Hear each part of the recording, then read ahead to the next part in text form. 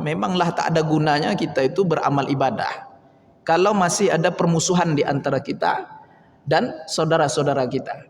Itu memang tak ada guna ya Bapak Ibu. Ditolak oleh Allah SWT. Apapun amal ibadah Bapak Ibu. Termasuk ini puasa Ramadan.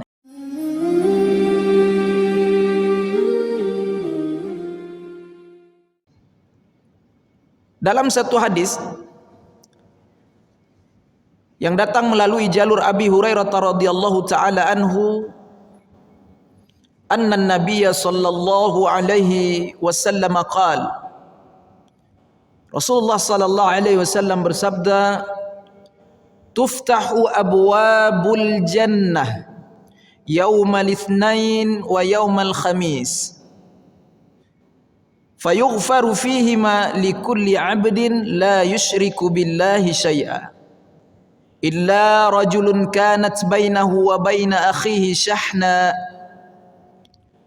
Rasulullah bersabda, dibukakanlah pintu surga itu pada hari Senin dan hari Khamis.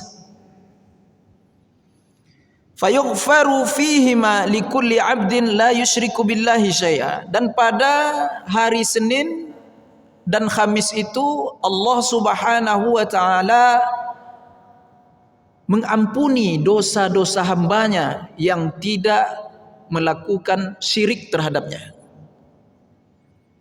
Jadi pada setiap hari Senin, Khamis itu ada pengampunan dari Allah Subhanahu wa taala, ya. Dari Allah secara cuma-cuma tanpa kita itu perlu meminta kepada Allah, ya, di dalam doa kita. Tak perlu dipinta. Setiap Senin, Khamis kita semua ini mendapatkan pengampunan dari Allah Subhanahu wa taala. Dalam riwayat yang lain dikatakan dari satu Ramadan ke Ramadan yang akan datang. Dari satu Jumat ke Jumat yang akan datang.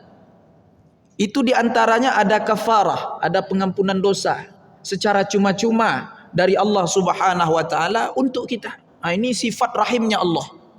Ini sifat rahim. Kalau Rahman itu pengasih.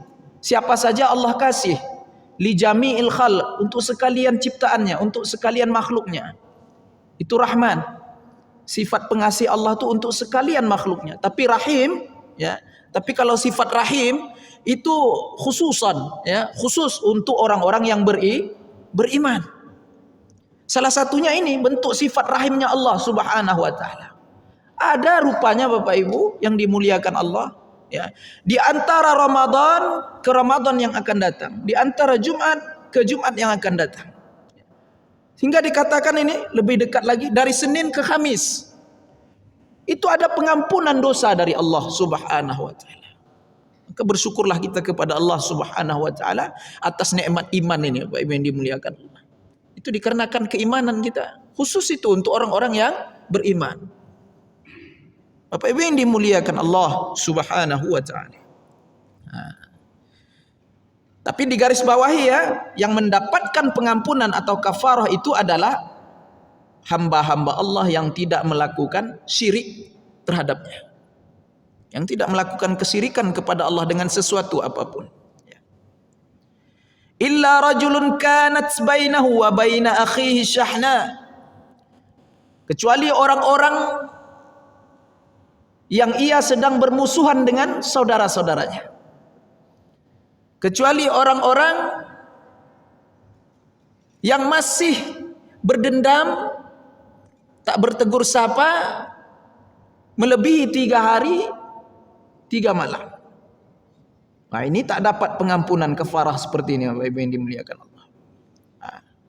Illa rajulun kanat bainahu wa baina akhihi syahna. Kecuali seseorang yang diantaranya dan di antara saudara-saudaranya itu terdapat permusuhan, dendam. Fayuqal, maka dikatakanlah unzuru hazaini. Maka Allah berkata kepada para malaikat, ya, wahai para malaikat, lihatlah, ya, unzuru hazaini, orang berdua ini yang belum bisa bertegur sapa, yang belum bisa berbaikan berdamai ini. Coba kalian perhatikan. Kalian lihat nih 2 orang ini. Hatta yastaliha, sehingga dia mau berdamai, berbaikan. Fa idza rufi'a amalul mutasarimain, dan apabila dia masih belum juga berbaikan, belum juga berdamai, ketika amalannya itu diangkat ke langit, ya, fauqa salasin rudda, padahal dia masih bermusuhan, ya, tak bertegur sapa melebihi 3 hari 3 malam, rudda kata Nabi, maka niscaya, ya, di saat itu juga Allah Subhanahu wa taala akan tolak amal ibadahnya itu. Allah tak terima. Jadi amalan orang yang bermusuhan ini naik juga, diangkat juga Pak. Tapi di saat itu juga Allah Subhanahu wa taala tolak. Allah tak terima itu. Jadi Bapak Ibu yang dimuliakan Allah, memanglah tak ada gunanya kita itu beramal ibadah kalau masih ada permusuhan di antara kita dan saudara-saudara kita. Itu memang tak ada gunanya Bapak Ibu. Ditolak oleh Allah SWT. Apapun amal ibadah Bapak Ibu. Termasuk ini puasa Ramadan ini.